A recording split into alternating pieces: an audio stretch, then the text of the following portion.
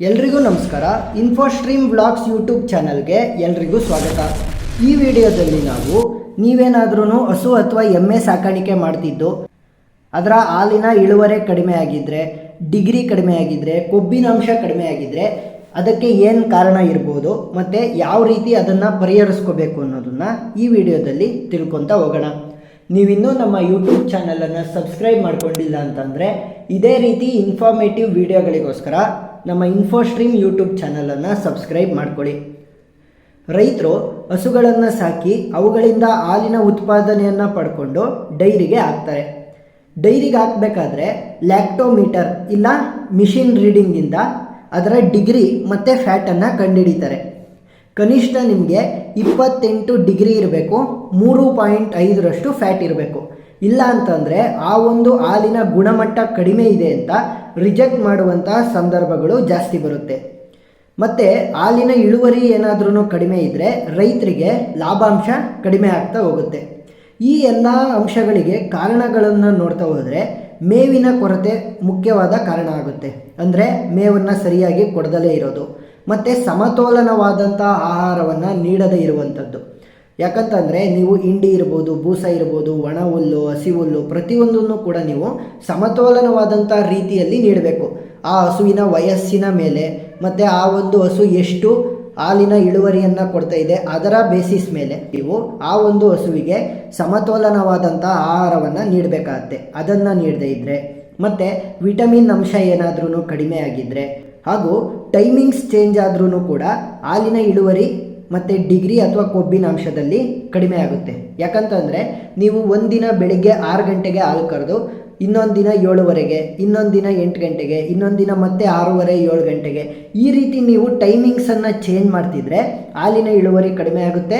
ಅದರಲ್ಲಿ ಫ್ಯಾಟ್ ಮತ್ತು ಡಿಗ್ರಿ ಕೂಡ ಕಡಿಮೆ ಆಗುವಂಥ ಸಾಧ್ಯತೆ ಜಾಸ್ತಿ ಇರುತ್ತೆ. ಮತ್ತು ಕೇವಲ ಹಸಿ ಹುಲ್ಲಿನಲ್ಲೇ ಹೈನುಗಾರಿಕೆ ಮಾಡುವುದು ಅಂದರೆ ಒಣ ಹುಲ್ಲನ್ನು ಕೊಡದಲೇ ಬರೀ ಹಸಿ ಹುಲ್ಲಿನಲ್ಲೇ ನೀವು ಹೈನುಗಾರಿಕೆಯನ್ನು ಮಾಡಿದ್ರೆ ಆವಾಗಲೂ ಕೂಡ ಈ ಒಂದು ಪರಿಸ್ಥಿತಿ ಬರುತ್ತೆ. ಮತ್ತು ತೀರಾ ಬೆಳೆದಿರುವಂಥ ಹಸಿ ಹುಲ್ಲನ್ನು ಕೊಡಬಾರ್ದು. ತೀರಾ ಬೆಳೆದಿರುವಂಥ ಹಸಿ ಹುಲ್ಲಿನಲ್ಲಿ ಭಾರಿ ಫೈಬರ್ ಕಂಟೆಂಟ್ ಇರುತ್ತೆ. ಭಾರಿ ಫೈಬರ್ ಅಂದರೆ ನಾರಿನಾಂಶ ಇರೋದ್ರಿಂದ ಹಸು ಜೀರ್ಣ ಮಾಡೋದಕ್ಕೆ ಕಷ್ಟ ಆಗುತ್ತೆ. ಆವಾಗ ಏನಾಗುತ್ತೆ, ಹಾಲಿನ ಇಳುವರಿ ಕಡಿಮೆ ಆಗುತ್ತೆ. ಆದ್ದರಿಂದ ಈ ಎಲ್ಲ ಅಂಶಗಳನ್ನು ಏನು ಮಾಡ್ಬೋದು, ಸರಿಪಡಿಸ್ತಾ ಹೋಗ್ಬೋದು. ಆದರೆ ಮುಖ್ಯವಾಗಿ ಏನು ಬರ್ತದೆ ಅಂತಂದರೆ ಜಾನುವಾರುಗಳ ತಳಿ ಮೇಲೂ ಕೂಡ ನಮಗೆ ಈ ಎಲ್ಲ ಅಂಶಗಳು ನಿರ್ಭರಿಸ್ತವೆ. ಅಂದರೆ ನೀವು ನಾಟಿ ತಳಿ ಮತ್ತು HF ತಳಿನೇ ನೋಡ್ತಾ ಹೋದರೆ ನಾಟಿ ತಳಿಲಿ ಕೊಬ್ಬಿನ ಅಂಶ ಜಾಸ್ತಿ ಇರುತ್ತೆ, ಹಾಲಿನ ಇಳುವರಿ ಕಡಿಮೆ ಇರುತ್ತೆ. ಅದೇ ರೀತಿ HF ಅಲ್ಲಿ ಏನಾಗುತ್ತೆ, HF ಅಲ್ಲಿ ಹಾಲಿನ ಇಳುವರಿ ಜಾಸ್ತಿ ಇರುತ್ತೆ, ಕೊಬ್ಬಿನ ಅಂಶ ಕಡಿಮೆ ಇರುತ್ತೆ. ಆ ರೀತಿ ಮತ್ತು ಜಾನುವಾರಿನ ವಯಸ್ಸಿನ ಮೇಲೂ ಕೂಡ ಈ ಒಂದು ಅಂಶಗಳು ನಿರ್ಭರವಾಗಿರ್ತವೆ. ಅಂದರೆ ಜಾನುವಾರಿನ ವಯಸ್ಸು ಕಡಿಮೆ ಇದ್ದಷ್ಟು ಫ್ಯಾಟಿನ ಅಂಶ ಜಾಸ್ತಿ ಇರುತ್ತೆ.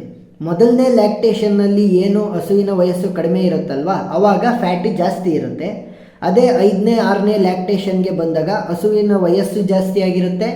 ಆದರೆ 5ನೇ 6ನೇ ಲ್ಯಾಕ್ಟೇಷನ್ಗೆ ಬಂದಾಗ ಫ್ಯಾಟ್ ಕಂಟೆಂಟು ಕಡಿಮೆ ಆಗುತ್ತೆ ಆ ಹಾಲಿನಲ್ಲಿ. ಅದಕ್ಕೋಸ್ಕರ ಈ ಎಲ್ಲ ಅಂಶಗಳನ್ನು ನೋಡ್ತಾ ಹೋದರೆ ಆದಷ್ಟು ರೈತರು ಬರೀ ಅವರ ಶೆಡ್ಡನ್ನು ಸ್ಟ್ಯಾಂಡರ್ಡ್ ಮಾಡೋದ್ರ ಬದಲು ಅವರ ಮೇಂಟೆನೆನ್ಸ್ ಅಂದರೆ ಹಸುಗಳನ್ನು ಮೇಂಟೈನ್ ಮಾಡುವಂಥ ರೀತಿಯನ್ನು ಸ್ಟ್ಯಾಂಡರ್ಡ್ ಮಾಡಿಕೊಂಡ್ರೆ ಆರಾಮಾಗಿ ಇಳುವರಿಯನ್ನು ಜಾಸ್ತಿ ಪಡಿಬೋದು. ಮತ್ತು ಪರಿಹಾರಗಳನ್ನು ನೋಡ್ತಾ ಹೋದರೆ ಹಸುವಿನ ಆಹಾರ ಕ್ರಮದಲ್ಲಿ ಸರಿಯಾದ ರೀತಿಯ ನಿರ್ವಹಣೆಯನ್ನು ಮಾಡಬೇಕು. ಅಂದರೆ ಒಣ ಹುಲ್ಲು, ಹಸಿ ಹುಲ್ಲು, ಹಿಂಡಿ, ಬೂಸ ಪ್ರತಿಯೊಂದನ್ನು ಕೂಡ ಸಮತೋಲನವಾದಂಥ ರೀತಿಯಲ್ಲಿ ಉತ್ತಮ ನಿರ್ವಹಣೆಯಿಂದ ಕೊಡಬೇಕಾಗುತ್ತೆ. ವಯಸ್ಸಿನ ಆಧಾರಿತವಾಗಿ ಮತ್ತು ಆ ಹಸು ಎಷ್ಟು ಇಳುವರಿಯನ್ನು ಕೊಡ್ತಾ ಇದೆ ಆ ಹಸುವಿನ ಹಾಲಿನ ಇಳುವರಿಯ ಮೇಲೆ ನೀವು ಆಹಾರವನ್ನು ಆ ಒಂದು ಹಸುವಿಗೆ ಕೊಡಬೇಕಾಗುತ್ತೆ. ಉತ್ತಮ ನಿರ್ವಹಣೆಯನ್ನು ಮಾಡಬೇಕಾಗುತ್ತೆ. ಅಂದರೆ ಶುದ್ಧ ನೀರನ್ನು ಕೊಡಬೇಕು.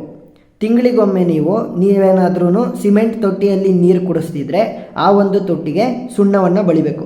ಸುಣ್ಣ ಬಳಿಯೋದ್ರಿಂದ ಅದರಲ್ಲೇನಾದ್ರೂ ಪಾಚಿ ಅಥವಾ ಬ್ಯಾಕ್ಟೀರಿಯಾಗಳಿದ್ದರೆ ಅವು ಸಾಯ್ತವೆ.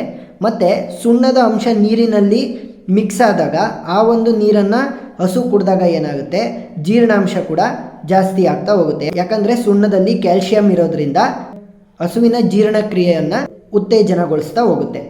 ಮತ್ತು ಶುದ್ಧವಾಗಿ ಕೊಟ್ಟಿಗೆಯನ್ನು ಇಟ್ಕೋಬೇಕಾಗುತ್ತೆ, ಕ್ಲೀನ್ ಮಾಡಬೇಕಾಗುತ್ತೆ ಡೈಲಿ. ಮತ್ತು ವಾರಕ್ಕೆ ಕನಿಷ್ಠ 2 ಬಾರಿ ಆದ್ರೂ ಕೂಡ ಹಸುವಿಗೆ ಸ್ನಾನವನ್ನು ಮಾಡಿಸ್ಬೇಕಾಗತ್ತೆ. ಪ್ರಮುಖವಾಗಿ ನೋಡ್ತಾ ಹೋದರೆ ಪಶುವಿನ ಆಹಾರವನ್ನು ಜಾಸ್ತಿ ನೆನೆಸಬಾರ್ದು. ಅಂದರೆ ನೀವು ಹಿಂಡಿ ಬೂಸವನ್ನು ನೆನೆಸಿ ಕೊಡ್ತಾ ಇದ್ದರೆ ಜಾಸ್ತಿ ನೆನೆಸಬಾರ್ದು. ಮತ್ತು ನೀವು ಹುಲ್ಲನ್ನು ಕೊಡ್ತೀರಲ್ವ, ಹಸಿ ಹುಲ್ಲಾಗಿರಲಿ ಒಣ ಹುಲ್ಲಾಗಿರಲಿ, ಅದನ್ನು ಸಣ್ಣದಾಗಿ ಚಿಕ್ಕದಾಗಿ ಕತ್ತರಿಸಿ ಕೊಟ್ಟರೆ ಒಳ್ಳೆಯದು. ನಿಮ್ಮ ಹತ್ರ ಚಾಪ್ ಕಟ್ರ್ ಇದ್ದರೆ ಚಾಪ್ ಕಟ್ರಲ್ಲಾದರೂ ಕತ್ತರಿಸ್ಬೋದು, ಇಲ್ಲ ಕುಡ್ಲಲ್ಲಾದ್ರೂ ಕೂಡ ನೀವು ಸಣ್ಣದಾಗಿ ಕಟ್ ಮಾಡಿಕೊಟ್ರೆ ಜೀರ್ಣಾಂಶ ಈಸಿ ಆಗ್ತಾ ಹೋಗುತ್ತೆ. ಮತ್ತು ಫಿಕ್ಸಡ್ ಟೈಮಲ್ಲಿ ಹಾಲನ್ನು ಕರೀರಿ. ಅಂದರೆ ಇವತ್ತು 6ರಿಂದ 6:30 ಟೈಮಲ್ಲಿ ಏನಾದ್ರೂ ನೀವು ಹಾಲನ್ನು ಕರೆದ್ರೆ ಪ್ರತಿದಿನವೂ ಕೂಡ ಆದಷ್ಟು 6ರಿಂದ 6:30 ಆ ಟೈಮಿನಲ್ಲಿ ಏನು ಟೈಮನ್ನು ಫಿಕ್ಸ್ ಮಾಡ್ಕೊಂಡಿರ್ತೀರಾ ಅದೇ ಟೈಮ್ನಲ್ಲಿ ಹಾಲನ್ನು ಕರೆಯೋದಕ್ಕೆ ಟ್ರೈ ಮಾಡಬೇಕಾಗುತ್ತೆ.